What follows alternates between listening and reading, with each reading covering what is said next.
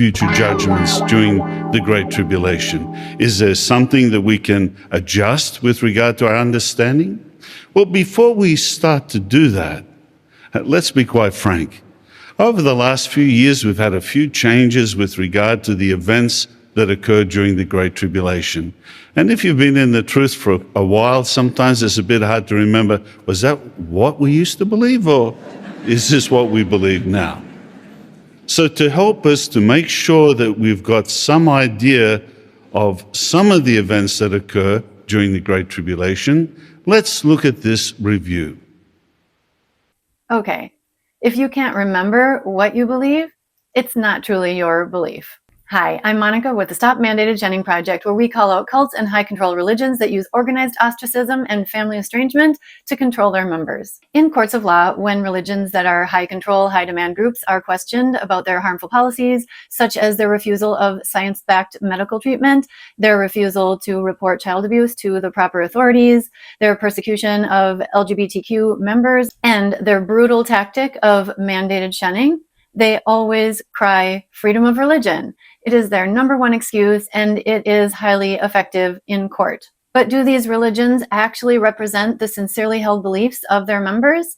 Are they respecting the religious freedom of their members? No. Jehovah's Witnesses oftentimes don't even know what they believe. The only ones who have freedom of religion are the leaders. They make all the rules.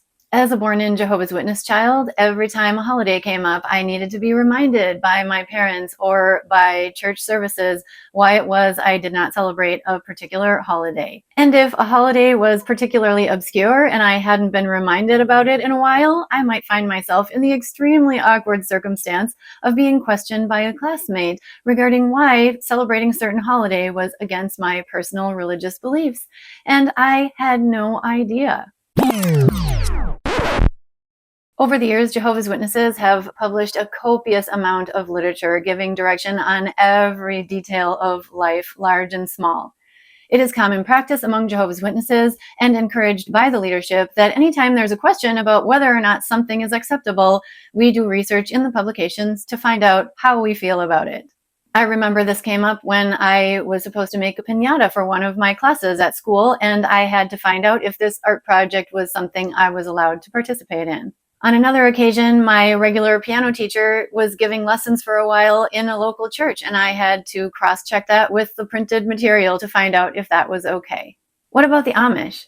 To answer that question, I reached out to my dear friend Mary Byler, who grew up in 5 different Amish settlements. The Amish don't have centralized leadership like Jehovah's Witnesses.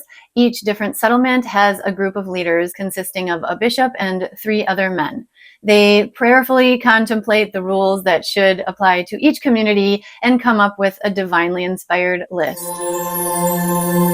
Here are some examples Mary gave me. Mary said that in the first settlement, green dresses were allowed, and Mary had a green dress that they liked very much, and they had to give it up at the tender age of 5 when they moved to a second settlement where green was not allowed. In some communities, buggies could have battery-operated lights, and in others, that would be straight to jail. Only 2 of the 5 settlements Mary lived in allowed chainsaws. And there were different rules for the dress and grooming of women in every single community, which meant that every time they moved, they had to totally mend and change their dresses. There were also rules for the men, including how wide the brim of their hats could be in each different settlement. So just as with Jehovah's Witnesses, Amish people will constantly change what their expressed beliefs are according to the rules in their particular settlement. Let's compare this with mainstream healthy religions. You can be a non-practicing Catholic. You can be a secular Jew. You can be a cultural Lutheran who no longer actually believes in God or the Bible, but you can celebrate Christmas with your devout Lutheran family and nobody minds. There are no thought or behavior police. But cults and high-control religions are different. They do not allow any variation of thought or expression or belief among their members. How do they enforce this? By mandated shunning. They ostracize anyone who dares to doubt or question or break the rules or even leave. The Stop Mandated Shunning Project supports freedom of religion as an individual personal right, not an institutional leadership right.